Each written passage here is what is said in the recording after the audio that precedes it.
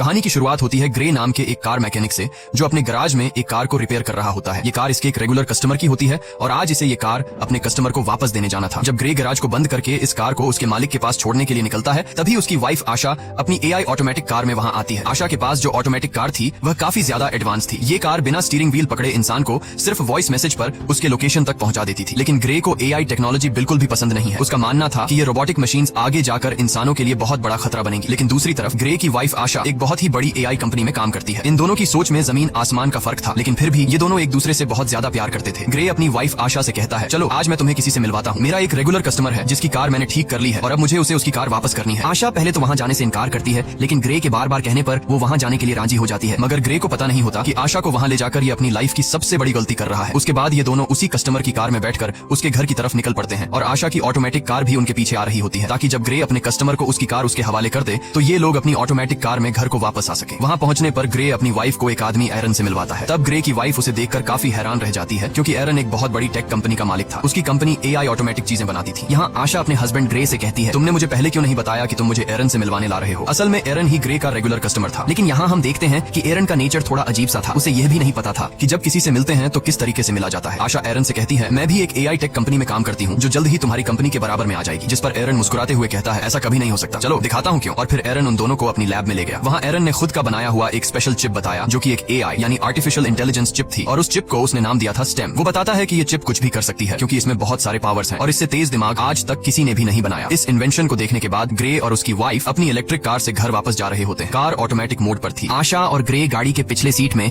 Romance में मसरूफ थे, लेकिन तभी अचानक से उनकी कार अपने रास्ते से भटककर दूसरे रास्ते पर चलने लगती है। ग्रे ये नोटिस कर लेता है कि कार वहाँ पर नहीं जा रही जहाँ उसे जाना चाहिए। तब ग्रे की वाइफ अपनी कार को वापस घर के रास्ते पर चलने के लिए कहती है, लेकिन वो कार कहती है कि सिस्टम में कोई खराबी आ गई है। ग्रे मैनुअली कार की ब्रेक दबाकर उसे रोकने की कोशिश करता है, जिससे कार रुकती नहीं बल्कि उसकी स्पीड और ज्यादा बढ़ जाती है। ये दोनों कार को रोकने की काफी कोशिश करते हैं, लेकिन कार को नहीं रोक पाते, जिसकी वजह से उनकी कार स्पीड ब्रेकर से टकरा जाती है और उलट जाती है। लकीली इस एक्सीडेंट में इन दोनों को ज्यादा चोटें नहीं आती और ये दोनों बच जाते हैं। ये लोग कार से निकलने की कोशिश कर रहे होते हैं कि तभी वहाँ पर एक गाड़ी आकर रुकती है, जिसमें से 4 लोग बाहर आते हैं और वो इन दोनों को कार से बाहर निकालकर पकड़ लेते हैं। उसी जगह पर एक पुलिस ड्रोन कैमरा भी ऊपर से सब कुछ शूट कर रहा होता है, जो उन 4 लोगों को पहचानने की कोशिश कर रहा था, लेकिन ड्रोन उन्हें नहीं पहचान पाता। यहाँ ग्रे को लगता है कि शायद ये लोग चोर हैं। वो उन लोगों से कहता है, प्लीज हमें छोड़ दो और बदले में तुम बेशक हमारी गाड़ी, पैसे सब कुछ ले लो। लेकिन वो लोग ग्रे की कोई बात नहीं सुनते और उनमें से एक आदमी ग्रे की वाइफ को शूट कर देता है। ये देखकर ग्रे पूरी तरह से सुन्न हो जाता है। ग्रे की आंखों के सामने उसकी दुनिया उजड़ गई। वो तेजी से चीखने लग जाता है। उसके बाद ये लोग ग्रे को पकड़कर पहले उससे खूब मारते हैं और फिर यह लोग ग्रे को भी गर्दन के पीछे गोली मार देते हैं। ये लोग ग्रे और आशा का सारा सामान चोरी करके वहाँ से चले जाते हैं। ग्रे की सांसें अभी भी चल रही थी और वो अपनी आंखों के सामने अपनी वाइफ को तड़पता हुआ देख रहा था, लेकिन ग्रे कुछ भी नहीं कर पा रहा था, क्योंकि उसकी बॉडी का कोई भी पार्ट नहीं हिल पा रहा था। और फिर ग्रे की आंखों के सामने उसकी वाइफ की मौत हो जाती है। कुछ देर बाद वहाँ पर पुलिस आ पहुंची। उन्होंने आशा की बॉडी को पोस्टमार्टम के लिए भेज दिया और ग्रे को हॉस्पिटल में एडमिट कर दिया। हॉस्पिटल में 3 महीनों तक इलाज चलने के बाद ग्रे की जान तो बच गई, लेकिन अब वो चलने के काबिल नहीं था। गर्दन के नीचे गोली लगने की वजह से उसका स्पाइनल कॉर्ड टूट गया। कंधे से नीचे उसका पूरा जिस्म पैरालाइज्ड हो गया और फिर 3 महीनों बाद ग्रे को घर वापस लाया जाता है। और यहाँ पर ग्रे व्हील चेयर पर होता है, क्योंकि उसके सिर के अलावा पूरी बॉडी बेजान थी। अब ग्रे कोई भी काम नहीं कर सकता था, इसीलिए उसका काम करने के लिए उसके घर पर एक रोबोट मशीन थी जो उसका सारा काम करती थी और उसकी मदर उसका ख्याल रख रही थी। लेकिन ग्रे के लिए अब जिंदगी बोझ बन चुकी थी। उन 4 किलर्स ने न सिर्फ उसकी वाइफ को मार डाला, बल्कि उसकी जिंदगी उजाड़ दी। वो बदले की आग में जल रहा था। बस ग्रे के पास एक ही उम्मीद बची थी, जिसके सहारे वो जी रहा था। वो अपनी वाइफ के किलर्स को जल्द से जल्द जेल की सलाखों के पीछे देखना चाहता था। इसीलिए वो पुलिस स्टेशन जाता है। पुलिस स्टेशन में ग्रे उनसे अपनी वाइफ के किलर्स के बारे में पूछता है, तो वो डिटेक्टिव कहती है कि इनमें से अभी तक किसी का भी पता नहीं चल पाया। वहाँ हमारे पुलिस का ड्रोन कैमरा तो मौजूद था, लेकिन फुटेज धुंधली थी, जिससे कातिलों का पता नहीं चल पा रहा है और पुलिस अब और इन्वेस्टिगेशन कर रही है। हम बहुत जल्द उन्हें ढूंढ लेंगे। तब ग्रे ये सुनकर काफी ज्यादा डिसअपॉइंट हो जाता है, क्योंकि काफी टाइम से ग्रे पुलिस से बस यही सुनता आ रहा था कि हम इन्वेस्टिगेशन कर रहे हैं। अब ग्रे पूरी तरह से हिम्मत हार चुका था और वो इस तरह से जीना भी नहीं चाहता था, क्योंकि उसकी जो उम्मीद थी अपनी वाइफ के कातिलों को जेल की सलाखों के पीछे देखने की, उससे वो अधूरी नजर आने लगी। ग्रे को समझ आ गया था कि पुलिस उन 4 कातिलों को कभी नहीं पकड़ पाएगी, इसीलिए अब वो खुद को मारने की सोचने लगा। ग्रे वहाँ पर मौजूद रोबोट मशीन की मदद से मेडिसिन का ओवरडोज ले लेता है, जिससे वो बेहोश हो गया। अच्छी बात यह थी कि उसके घर पर लगे एआई सिस्टम ने वक्त पर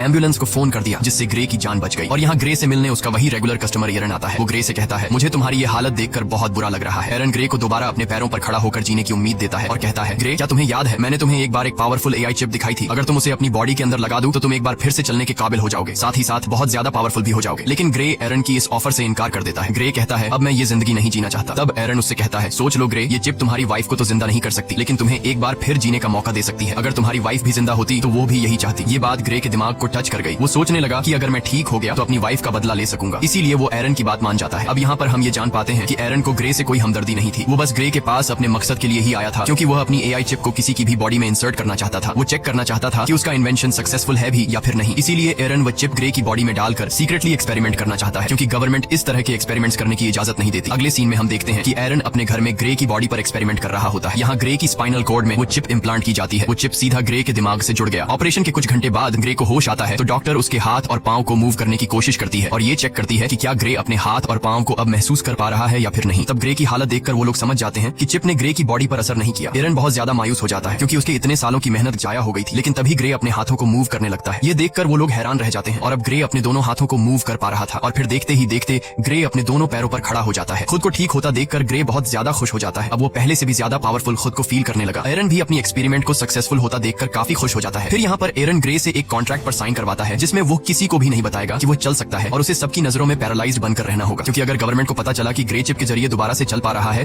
तो एरन को अरेस्ट कर लिया जाएगा और ग्रे की बॉडी से उस चिप को निकाल लिया जाएगा, क्योंकि उस चिप को किसी की बॉडी में इंजेक्ट करना इलीगल है। उसके बाद ग्रे अपने व्हील चेयर पर बैठकर घर आ जाता है। यहाँ उसे पता चलता है कि उसके लिए डिटेक्टिव का भेजा एक पैकेज आया है जिसमें ग्रे की वाइफ की पोस्टमार्टम रिपोर्ट और उसके केस से रिलेटेड कुछ इन्फॉर्मेशन थी। ग्रे उस दिन पुलिस ड्रोन से रिकॉर्ड की गई फुटेज देखने लगा, लेकिन फुटेज क्लियर नहीं थी, इसलिए ग्रे को किलर्स के बारे में कोई जानकारी नहीं मिल पाई। वो मायूसी में ड्रिंक करने लग जाता है। तभी अचानक उससे एक आवाज आई। क्या तुमने फुटेज में एक चीज नोटिस की? ये आवाज सुनकर ग्रे यहाँ वहाँ देखने लगा, लेकिन उसे कोई भी नजर नहीं आया। ग्रे घबरा कर बोला, कौन है? सामने आओ। तभी फिर से आवाज आई, शांत हो जाओ ग्रे, मैं तुम्हारे अंदर की वो AI चिप हूँ, वही सिस्टम जो तुम्हारी बॉडी चला रहा है। यहाँ पर ग्रे सोचता है कि शायद वो पागल हो गया है, जिस पर वो चिप कहती है, नहीं ग्रे, तुम पागल नहीं हुए हो। ऑपरेशन के दिन के बाद मैं तुम्हारे साथ हूँ, तुम जो देख सकते हो वो मैं भी देख सकती हूँ। जिस पर ग्रे ने पूछा कि क्या तुम्हें और कोई सुन सकता है? चिप ने जवाब दिया, नहीं, मुझे सिर्फ तुम ही सुन सकते हो। यहाँ पर वो चिप ग्रे की हेल्प करने की कोशिश करती है ताकि ड्रोन की मदद से ग्रे को पता चल सके कि उसकी वाइफ को मारने वाले लोग कौन थे। ग्रे के साथ यहाँ पर वो चिप भी सब कुछ देख पा रही थी जो ग्रे अपनी आंखों से देख सकता था। चिप ग्रे का ध्यान फुटेज में एक किलर की तरफ करती है और कहती है, देखो ग्रे, इन चारों में से एक की बॉडी पर टैटू बना हुआ है, लेकिन ये टैटू बिल्कुल भी क्लियर नहीं दिख रहा था। इसलिए ग्रे बोला, ये तो बहुत ज्यादा ब्लर है, इसे मैं देख नहीं सकता। जिस पर वो चिप कहती है, तुम्हें नहीं दिख रहा, पर मैं तो देख सकती हूँ, मैं इस टैटू का एक क्लियर इमेज बना सकती हूँ, बस तुम एक पेपर और पेंसिल उठा लो। ग्रे के पेपर और पेंसिल उठाने के बाद चिप ग्रे के हाथ की मदद से बिल्कुल परफेक्ट वही टैटू बना लेती है और जब ग्रे उस टैटू को देखता है तो पता चलता है कि यह एक मिलिट्री टैटू है। रिसर्च करने के बाद ग्रे को उस टैटू वाले आदमी के बारे में पता चल जाता है। ग्रे हैरान रह जाता है कि उस चिप ने तो कुछ ही मिनटों में उस कातिल का टैटू और एड्रेस निकाल कर दे दिया, जो कि पुलिस कई महीनों से इन्वेस्टिगेशन करने के बावजूद भी उन कातिलों को ढूंढ नहीं पाई। ग्रे बहुत खुश हो जाता है क्योंकि उसे अपनी वाइफ के किलर्स में से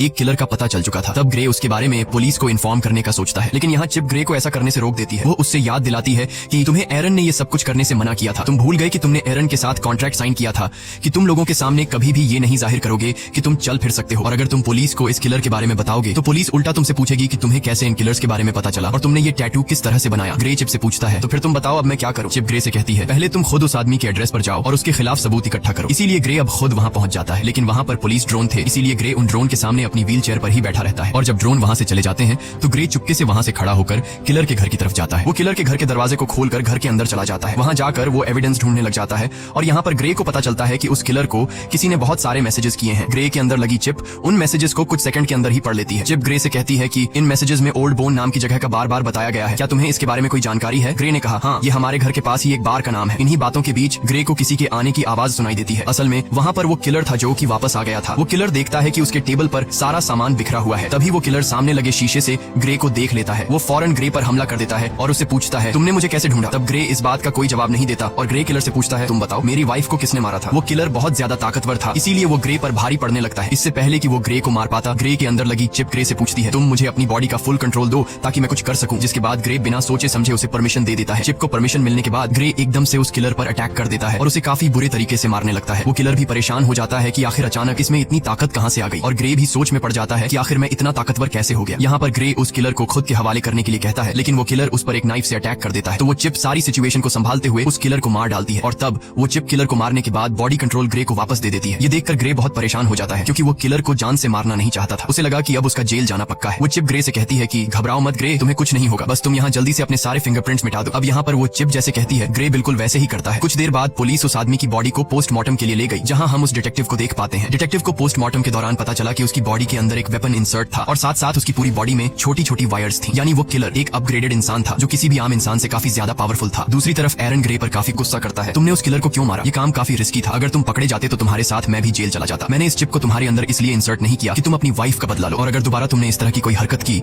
तो मैं तुम्हारे अंदर की इस चिप को डीएक्टिवेट कर दूंगा, जिसके बाद तुम फिर से पैरालाइज्ड बन जाओगे। इधर डिटेक्टिव भी पता लगाने की कोशिश कर रही होती है कि उस आदमी को किसने मारा। तभी डिटेक्टिव को पता चलता है कि जिस टाइम उस किलर का मर्डर हुआ तो उससे थोड़ा टाइम पहले ग्रे अपनी व्हील चेयर पर उसी एरिया में घूम रहा था। जिसके बाद डिटेक्टिव सीधा ग्रे के घर पर आती है। डिटेक्टिव ग्रे को कहती है कि हमने तुम्हें उस टाइम में उस एरिया में लिखा है, जिस टाइम उस सर्क नामी आदमी का मर्डर हुआ है, हमें उस आदमी पर पहले से शक था कि उसने तुम्हारी वाइफ को मारा होगा, क्योंकि हमारे पास उसका एक काफी बड़ा क्रिमिनल रिकॉर्ड है और वो उसी एरिया में रहता है जहाँ पर तुम्हारी वाइफ को मारा गया था, और अब कल उसी आदमी का मर्डर हुआ है। तब यहाँ पर ग्रे हैरान होते हुए कहता है, ओ अच्छा, लेकिन अगर तुम ये सोच रही हो कि मैंने उसे मारा है तो तुम्हारी यह सोच गलत है, क्योंकि तुम तो देख सकती हो कि मैं तो पैरालाइज्ड हूँ, और अगर तुम्हें फिर भी यकीन नहीं तो तुम मेरी टांग पर चाकू मारकर देख सकती हो। डिटेक्टिव भी ग्रे पर शक नहीं करती, क्योंकि उसे लगता है कि ये तो खुद को नहीं संभाल सकता, तो फिर ये क्या किसी को मार पाएगा। इसीलिए वो ग्रे को बाय कहकर वहाँ से चली जाती है। डिटेक्टिव के जाने के बाद ग्रे रिलैक्स होकर सांस लेता है, क्योंकि उसकी जान बच गई। इसके बाद ग्रे चिप से पूछता है कि अब आगे क्या करना है, तो वो चिप ग्रे को ओल्ड बोन बार में जाने का कहती है। वो चिप कहती है, याद है हमें उस किलर के घर से मैसेजेस में कई दफा इस बार के बारे में बताया गया था, हमें वहाँ पर जाना चाहिए, शायद तुम्हें वहाँ कोई क्लू मिल जाए। इसके बाद हम देखते हैं कि ग्रे उसी बार में जाता है। ये बार बहुत ज्यादा खतरनाक थी, सबके सब वहाँ पर गुंडे बैठे हुए थे। ग्रे यहाँ आकर ऊंची आवाज से कहता है, मैं कुछ दिन पहले सर्क नाम के एक आदमी को मार चुका हूँ, लेकिन मुझे पता है कि उसके साथ 3 लोग और भी थे जिन्होंने मेरी वाइफ को मार डाला। अगर कोई भी सर्क के साथ इस मर्डर में शामिल था तो वो अपना हाथ उठाए। ये सुनकर सब ग्रे पर हंस पड़ते हैं। तभी टोलन नाम का एक लंबे कद का आदमी उठा और उसने ग्रे से कहा, घर जा बच्चे, वरना मैं तुझे भी तुम्हारी वाइफ के पास पहुंचा दूंगा। ग्रे समझ गया कि टोलन भी मेरी वाइफ को मारने में शामिल था। ग्रे जवाब देता है, पता है, मरने से पहले सर्क भी तुम्हारी तरह यही बोल रहा था। ये सुनकर टोलन को बहुत ज्यादा गुस्सा आया। वो अपने आदमियों के साथ ग्रे को अकेले में ले जाकर व्हील चेयर से उठाकर जमीन पर गिरा देते हैं। तब ग्रे उससे पूछता है, क्या तुम भी वहाँ पर उन लोगों के साथ शामिल थे जिन्होंने मेरी वाइफ को मारा था? तो टोलन कहता है, हाँ मैं भी उनमें शामिल था, बस फिर क्या। ये सुनकर ग्रे चिप को अपनी पूरी बॉडी का कंट्रोल दे देता है, जिसके बाद चिप की मदद से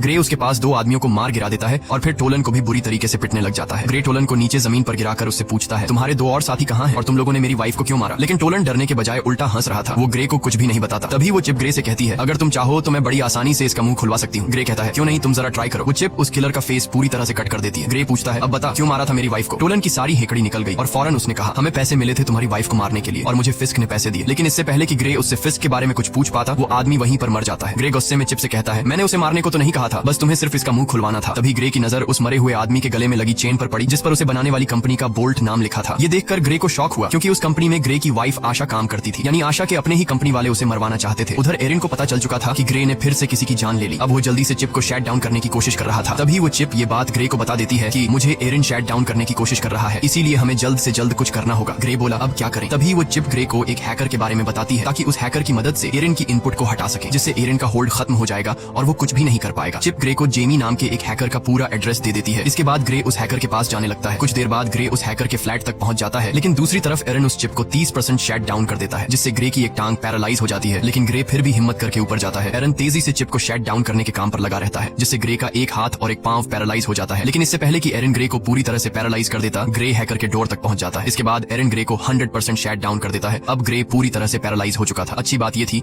कि ग्रे हैकर के दरवाजे तक पहुंचकर नॉक कर चुका था। इसके बाद जेमी नाम का एक हैकर दरवाजा खोलता है। ग्रे ने जेमी को कुछ पैसे दिए और जो कुछ चिप ने उसे समझाया था वो उसने हैकर से कहा। हैकर ने ग्रे को घर के अंदर लाया और उसके कोडिंग में काम शुरू कर दिया। तभी हम दूसरी तरफ उस बार में 2 आदमियों को देखते हैं जहां ग्रे ने टोलन को मारा था। उनमें एक तो वही आदमी था जिसने ग्रे की वाइफ को गोली मारी थी और उसी का नाम फिस्क है। अब यहाँ पर फिस्क बार के ओनर पर गुस्सा करता है, क्योंकि ग्रे उसके एक आदमी को मारकर चला गया और बार के ओनर ने कुछ भी नहीं किया। फिस्क उस बार के ओनर को मार देता है। फिस्क अपने साथी को मरा हुआ देखकर बहुत ज्यादा गुस्सा हो जाता है। यहाँ पर फिस्क अपने साथी की आंख में एक पतली सी पिन घुसाता है और उस पिन डिवाइस से फिस्क को सब कुछ पता चलता है और उसे यह भी पता चल जाता है कि इस वक्त ग्रे कहाँ पर है। इसके बाद फिस्क और उसका साथी वहाँ जाने के लिए निकलते हैं। दूसरी तरफ हैकर ने ग्रे के सिस्टम को फ्री कर दिया। बस अब चिप को सिर्फ रीस्टार्ट करने की देर थी और हैकर ग्रे को बताता है कि कुछ देर बाद तुम्हारे अंदर लगी चिप रिबूट हो जाएगी। तभी वह हैकर देखता है कि 2 लोग यहाँ पर आ रहे हैं और वह 2 लोग थे, फिस्क और उसका साथी। इसके बाद फिस्क और उसका साथी दरवाजा तोड़ने की कोशिश करते हैं, जहाँ पर वह चिप ग्रे की बॉडी में फिर से बूट होने लगती है, जिससे ग्रे का एक हाथ दोबारा काम करने लगता है। यहाँ पर फिस्क और उसका साथी दरवाजा तोड़कर अंदर आ जाते हैं। अंदर आकर वह दोनों देखते हैं कि ग्रे जमीन पर पैरालाइज पड़ा हुआ है। जैसे ही ये दोनों ग्रे को मारने वाले थे, तभी अचानक ग्रे की बॉडी के अंदर लगी चिप रिस्टार्ट हो जाती है और ग्रे फौरन वहाँ से भागने लगता है। तब यहाँ पर फिस्क का साथी भी फायरिंग करते हुए उसका पीछा करता है। ग्रे खुद को बचाते हुए ऊपर बिल्डिंग की छत पर चढ़ जाता है। अब आगे जाने का कोई रास्ता नहीं था, इसलिए ग्रे वहीं पर रुक जाता है। यहाँ पर वह चिप अपनी पावर दिखाती है और बड़ी ही बेरहमी से फिस्क के साथी को मार देती है। जब तक फिस्क वहाँ पर आता है तब तक ग्रे वहाँ से जा चुका होता है। इसके बाद ग्रे जब अपने घर आता है तो उसकी मदर उसे देख लेती है कि उसकी पूरी बॉडी पर खून लगा हुआ है, साथ ही ग्रे अपने पैरों पर भी खड़ा हुआ है, यानी अब वह पैरालाइज नहीं है। इसके बाद ग्रे अपनी मदर को इस सब के बारे में बता देता है कि वह किस तरह से एरिन की चिप की वजह से दोबारा ठीक हो गया है। साथ ही ग्रे अपनी मदर को इस बात को सीक्रेट रखने के लिए भी कहता है। उधर एरिन बहुत ज्यादा टेंशन में होता है, क्योंकि उसके हाथ से अब ग्रे और वह चिप निकल चुके थे। उस हैकर के इनपुट डालने के बाद एरिन उसे ट्रैक नहीं कर पा रहा था। इसके बाद ग्रे की मदर वहाँ पर आकर उसे बताती है कि वह डिटेक्टिव आई है। यहाँ पर डिटेक्टिव ग्रे से कहती है कि तुम्हारी व्हील चेयर उस जगह से मिली है जहाँ पर दूसरा मर्डर हुआ है, तुम इस बारे में क्या कहोगे? इस पर ग्रे कहता है, हाँ मैं वहाँ पर था, लेकिन मैंने किसी को नहीं मारा। अब डिटेक्टिव को भी ग्रे पर शक होने लगा था। तब डिटेक्टिव उससे कहती है कि 3 लोग मारे जा चुके हैं और तीनों वही हैं जिन पर हमें शक था कि उन्होंने ही तुम्हारी वाइफ को मारा होगा, और हर बार तुम वहाँ पर पाए जाते हो जहाँ पर मर्डर होता है, तो हो सकता है तुम किसी को पैसे देकर ये सारे मर्डर्स करवा रहे हो। तब ग्रे उससे कहता है, अगर आपको ऐसा लगता है तो आप मेरी कॉल रिकॉर्ड चेक कर सकती हैं। तब यहाँ पर वह डिटेक्टिव कुछ नहीं कह पाती और जाते वक्त वह चुपके से ग्रे की जेब में माइक्रोफोन डालकर चली जाती है। ग्रे को अब रियलाइज होने लगा कि कातिलों को सजा देने के जुनून में अब वह खुद एक कातिल बन चुका है। ग्रे कहता है अब मुझे ये सब कुछ बंद करना होगा। तो वह चिप कहती है नहीं ग्रे, हमें इस आखिरी आदमी को मारना होगा जिसका नाम फिस्क है, क्योंकि अगर हमने इसे नहीं मारा तो वह हमें मार देगा। लेकिन ग्रे अब और किसी को नहीं मारना चाहता था, इसलिए वह चिप से कहता है बस अब बहुत हो गया, तुम मेरे दिमाग से निकल जाओ। तभी ग्रे की बॉडी अनकंट्रोल होकर पीछे तकिए पर गिर जाती है। ग्रे ने चिप से परेशान होकर पूछा मैं हिल क्यों नहीं पा रहा हूँ। इसके बाद वह चिप ग्रे को कहती है उस हैकर ने जो कोड मेरे सिस्टम में एंटर किए हैं उसकी वजह से मैं पूरी तरह से आजाद हो चुकी हूँ। इसका मतलब ये है कि अब वह चिप ग्रे की परमिशन के बिना वो सारे काम कर सकती है। ग्रे अब मुझे तुम्हारी बॉडी का फुल कंट्रोल मिल चुका है, अब तुम मेरी मर्जी के मुताबिक चलोगे, अगर मैं चाहूँ तो तुम अपने हाथ की एक उंगली तक हिला नहीं पाओगे। ये सुनकर ग्रे के गले में सांसें अटक गई। यहाँ पर ग्रे और चिप आपस में जो बातें कर रहे थे, दूसरी तरफ डिटेक्टिव भी वह सारी बातें सुन रही थी, क्योंकि उसने ग्रे के पॉकेट में एक माइक्रोचिप डाला था। लेकिन यहाँ पर डिटेक्टिव को ये बात समझ नहीं आती कि ग्रे जिसे बात कर रहा है आखिर वो है कौन। इसके बाद चिप ने ग्रे से कहा अब चलो ग्रे, हमें उस आखिरी कातिल को खत्म करना है। अब ग्रे अपनी बॉडी पर पूरी तरह से कंट्रोल खो चुका था, इसलिए चिप उनसे जो कहता वो मानने को तैयार हो जाता है। ग्रे ने एक गन उठाई और फिस्क को मारने की तैयारी करने लगा। उसकी मदर उसे रोकने की कोशिश करती है, लेकिन वो उसे अनसुना करके गाड़ी में बैठकर निकल पड़ता है। यहाँ पर डिटेक्टिव भी ग्रे का पीछा करने लगती है। इसके बाद ग्रे को अपनी पॉकेट से वो माइक्रोफोन मिल जाता है, तो वो चिप कहती है कि ये माइक्रोफोन जरूर उस डिटेक्टिव ने ही रखा होगा। ग्रे माइक्रोफोन फेंकता है और उसे पता चलता है कि डिटेक्टिव उसका पीछा कर रही है। तब डिटेक्टिव से पीछा छुड़वाने के लिए वो चिप एक इलेक्ट्रिक कार को हैक करके डिटेक्टिव की गाड़ी से एक्सीडेंट करवा देती है, जिससे ये डिटेक्टिव को पीछे छोड़ देते हैं। इसके बाद डिटेक्टिव ग्रे की मदर के पास जाती है और उस सबके बारे में पूछती है जो वहाँ पर चल रहा था। उधर ग्रे फिस्क को ढूंढ लेता है और वो गन पॉइंट पर उसे पूछता है कि मेरी वाइफ को तुमने क्यों मारा। जिस पर फिस्क कहता है हमारा तुम्हारी वाइफ के साथ कोई लेना देना नहीं था, हमारा निशाना सिर्फ तुम थे, हमारा मकसद तुम्हारी रीढ़ की हड्डी काटना था। जब मैंने तुम्हारे गले में गोली मारी तुमने समझा कि वो गोली थी, लेकिन असल में वो एक मेडिकल टूल था जिसने तुम्हारा स्पाइनल कोड डैमेज कर दिया, और तुम्हारी वाइफ उसे तो हमने सिर्फ एक्स्ट्रा पैसों के लिए मार दिया था। ये सुनकर ग्रे गुस्से से भड़क उठा और अब उन दोनों के बीच फाइट शुरू हुई। फिस्क भी एक अपग्रेड ह्यूमन था, लेकिन पुराने मॉडल का, इसीलिए वो ग्रे की पावर के सामने ज्यादा देर तक टिक नहीं पाया और ग्रे फिस्क को बड़ी बेरहमी से मार देता है। इसके बाद ग्रे उसका फोन चेक करने लगता है, तो फोन रिकॉर्डिंग से ग्रे को पता चलता है कि यह सबके पीछे कोई और नहीं बल्कि एरन है। उसी ने ग्रे की वाइफ को मरवाया और ग्रे को पैरालाइज कर दिया। अब ग्रे बिना कुछ सोचे एरन को मारने के लिए उसके घर में जाता है, लेकिन वहाँ एरन अकेला बैठकर रो रहा था। ग्रे ने एरन से पूछा क्यों किया ऐसा तुमने, मैंने तुम्हारा क्या बिगाड़ा था। एरन कहता है ये सब मेरी प्लानिंग नहीं थी, मैंने तुम्हारी वाइफ को नहीं मरवाया। ग्रे कहता है झूठ मत बोलो, मैंने तुम्हारी रिकॉर्डिंग मोबाइल पर सुन ली है। इससे पहले कि ग्रे एरन को मार पाता, पीछे से डिटेक्टिव आकर ग्रे को गन फेंकने के लिए कहती है और जैसे ही डिटेक्टिव ग्रे के पास आती है तो ग्रे डिटेक्टिव को गिरा देता है। अब यहाँ उस डिटेक्टिव को ग्रे मारना नहीं चाहता था, लेकिन वो चिप मारना चाहती थी। ग्रे अपनी पूरी जान लगाकर डिटेक्टिव के गले से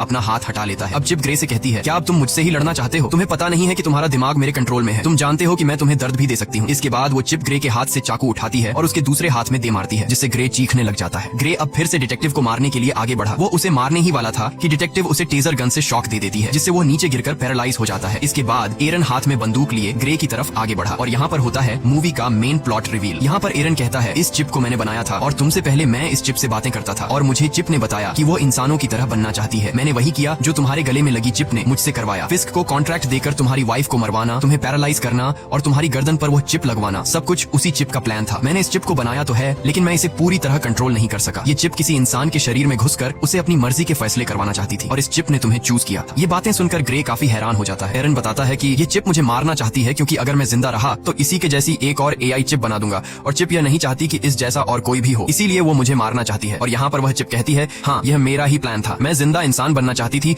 इसीलिए मैंने यह सब कुछ कर दिया। इस बार इस चिप की बातों को एरन और डिटेक्टिव भी सुन पाते हैं। यहाँ पर वह चिप एक बार फिर से एक्टिवेट हो जाती है और वह फौरन एरन को मार देती है। अब वह चिप डिटेक्टिव को भी मारने की कोशिश करती है। यहाँ पर ग्रे पूरा जोर लगाकर उसके निशाने को गलत कर देता है। गुस्से में आकर चिप ने ग्रे की गर्दन पर पिस्टल तान दी और अगले ही पल कुछ अजीब हुआ। जब ग्रे की आंख खुलती है तो खुद को एक हॉस्पिटल की बेड पर पाता है। यहाँ पर वह चिप को आवाज देता है, लेकिन उसे कोई भी रिस्पॉन्स नहीं आता और तभी उसकी वाइफ भी उसके सामने ही होती है। उसकी वाइफ उसे बताती है कि हमारा एक्सीडेंट हो गया था और तुम बहुत दिनों से बेहोश थे। तो फिर क्या ये सब कुछ एक सपना था? बिल्कुल नहीं। असल में इस चिप ने ग्रे के दिमाग को उसके शरीर से बिल्कुल डिस्कनेक्ट कर दिया था और उसे एक खूबसूरत उसके सपनों की दुनिया में भेज दिया। ग्रे का माइंड वहाँ पर खो गया था, जबकि उसका शरीर असली दुनिया में चिप के कंट्रोल में था। चिप अब डिटेक्टिव को भी मारने वाली थी। डिटेक्टिव उससे कहती है ग्रे तुम ऐसा नहीं कर सकते। तो वह चिप कहती है ग्रे अब यहाँ पर नहीं है, वह बहुत ही अच्छी जगह पर है, अपने सपनों की दुनिया में जहाँ उसे होना चाहिए, और अब इस बॉडी पर मेरा कब्जा है। और यह कहकर वह चिप डिटेक्टिव को शूट कर देती है और इसी के साथ ये कहानी खत्म हो जाती है। अगर वीडियो आपको अच्छी लगी हो तो हमारे चैनल को सब्सक्राइब और वीडियो को लाइक जरूर कीजिए।